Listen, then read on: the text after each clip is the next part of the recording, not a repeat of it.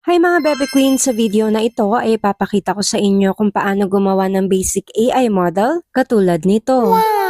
Unang step ay buksan ang ChatGPT, i-click lang ang create an image, at mag-upload ng photo na gusto ninyong maging reference ng inyong AI model. At dito ay dinagdag ko na rin yung damit na susuotan ng ating AI model. At sa prompt naman, kailangan specific tayo sa ating background, sa lighting, sa shot at pose ng ating AI model, sa itsura ng ating model na gusto nating kalabasan, katulad na lang ng kanyang hairstyle or kung gusto ba nating naka-makeup siya. So lahat po yun dapat po specific. Lahat po ng prompt na gagamitin ko po dito sa video na ito ay ilalagay ko po sa description box para ika-copy paste nyo na lang po. At ito na po ang ating AI model. Para ma-download ay i-click lang natin ng matagal itong photo and then click po natin yung download image. After ma-save or ma-download ay punta na po tayo sa ating YouTube app. I-click lamang po natin itong plus sign sa ibaba. At dito naman po ay i-click lamang natin itong sparkle icon or AI icon. At dito po sa AI Playground ay i-click lamang natin itong photo to video. And then i-upload lamang po natin yung AI photo na generate natin kanina gamit yung ChatGPT. At dito sa baba ay i-type lamang po natin ang prompt para po gumalaw itong ating AI model. At ito pong prompt na to ay nakalagay din po sa description box. So kung kailangan po ninyo ay i-copy paste nyo na lang po. At ito na po yung output ng ating photo to video prompt.